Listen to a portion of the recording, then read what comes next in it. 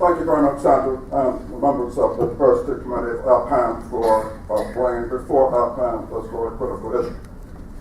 So you've heard about the PPI pipeline. You've heard about the AEA pipeline. So I want to talk about why we want to talk about pipelines. And to the extent to which the pipeline metaphor might not be the best way to think about increasing the representation of underrepresented racial minority group members in the profession. So my first APPAM meeting was 1982, and the room was different in two respects. One, there were fewer women, and the second is that they may have been older. But overwhelmingly, the racial composition was about the same. So here it is 30 years later, and the racial composition hasn't changed much, despite the heavy investment in pipeline programs. So before I talk a little bit about the pipeline metaphor, I'd like to identify for full disclosure that I'm a beneficiary of the pipeline program. I attended the predecessor to the American Economic Association program that was held at Washington University in St. Louis. And that my wife attended the first Carnegie Mellon pipeline program that at the time was called the Sloan Fellow program, that's now called the PPI program. So I previously served on the board of the PPI program. But it wasn't lost on any of us that the funder of the PPI program at the time called the Sloan Fellows program was exactly the same as the funder for the American Economic Association summer program.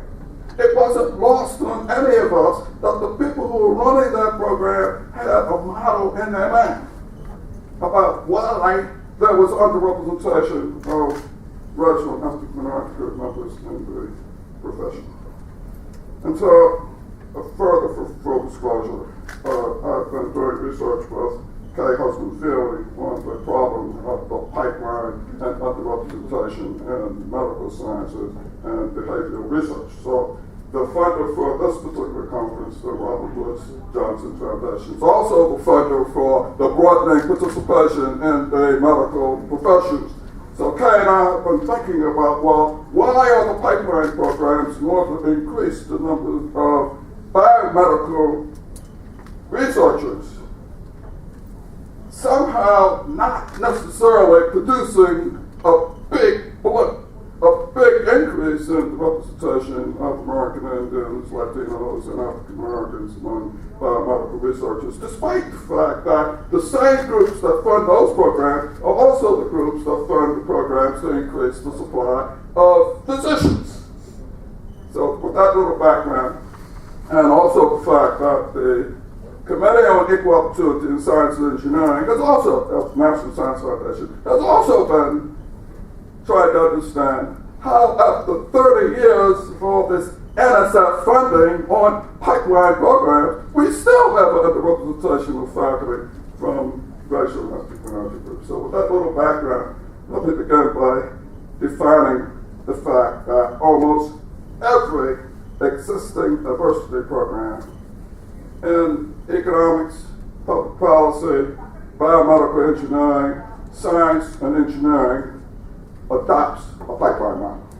The pipeline model begins with the premise that the reason why we have an underrepresentation of racial and ethnic minority group members at the end, namely when those who are faculty members, those who receive NSF grants, is that we have underrepresentation of those at the beginning.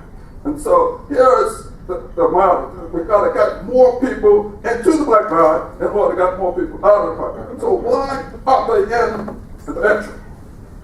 It's because at the very early stages, they lack skills, they lack mentoring, they lack the necessary preparation in order to enter the pipeline. Now, my problem with that particular model is that it privileges the dominant routes to the profession, and it provides limited access to those who have embarked on alternative pathways. So what do I mean by alternative pathways? One of the most common alternative pathways is community college. In 2012, there were more African Americans and American Indians in community colleges than any other post-baccalaureate area, post-high school area. Now, think about it. Here we have a program that's designed to take people at four-year colleges and to get them into some program, junior program, senior program, and yet the vast majority of African Americans and American Indians aren't even in four-year colleges. They're in two-year colleges. So this one-sided issue of privileging the dominant pathways. By dominant, I mean what it is that white engineers do. What is it white male economists do? What is that white biomedical engineers do? The second alternative pathway has to do with military service. A disproportionate share of American Indians and African Americans go into the military after they leave high school. But I'm at the University of Minnesota. We are scared silly of people who have come to the university by way of these alternative routes.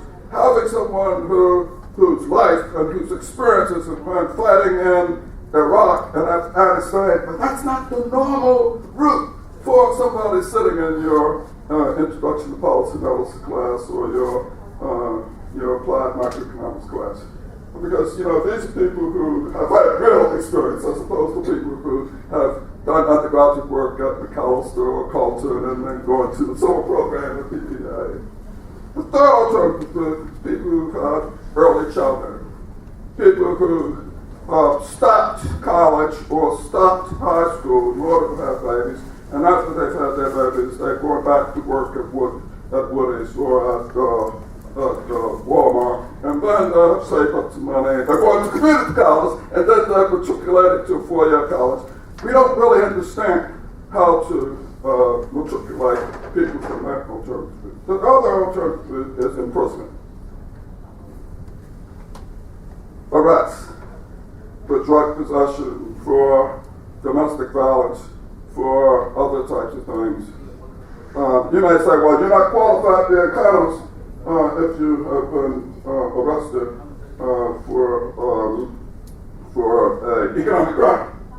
But believe me, APPAM has an underrepresentation of experts and researchers in criminal justice, and I think that we would do far better by increasing the quality of research by people who've had some previous involvement. So let's begin with the premise that the pipeline model privileges one particular method and it diminishes some of the value associated with alternative routes. Well, if the pipeline model was working, then you can ignore those alternative pathways. But the question is, do pipelines work? So the first two presenters provided evidence that pipeline models work in order to produce graduates in economics, graduates in public policy. But do pipeline models work in order to increase the representation of those graduates among our faculty members? And so I have two papers that I will share with you after this that estimates models of representation ratios in various STEM fields as well as in biomedical fields. And the example that Kay and I have used is chemistry, biology, and medicine. Three allied fields that the pipeline models all use the same methodology. Because there's no way you're going to medical school, there's no way you're going to a PhD program in chemistry, there's no way that you're going into a PhD program in biology without starting with freshman science program. Well, you can't start that freshman science program without the AP chemistry, AP calculus. So that's the pipeline model. But it turns out all three of them are tapping into the same pool, a relatively small pool. And so one of the questions was, do the pipeline models work? And the answer is that they did work during the 1970s and 1980s. The years when Patrick was produced, the years when I was produced. But at that time, the pipeline models were focused on remedying racial inequality. They were focused on race. The reason why many of the programs were abandoned in the 1980s and 1990s was the fact that race-conscious programs became illegal. And so now that we can't have a race-conscious program, we've broadened the program to include a lot of other things besides race, and we're no longer quite sure whether or not a race-neutral program necessarily produces the outcome of increasing representation of racial and ethnic minority groups. So the takeaway point is that let's consider some of the alternative pathways to the profession. Let's examine how pipeline programs might be modified or enhanced to take advantage of the talents of those who are often excluded from policy schools and from policy careers because of the trajectories that their life's chances have taken. Thank you very much.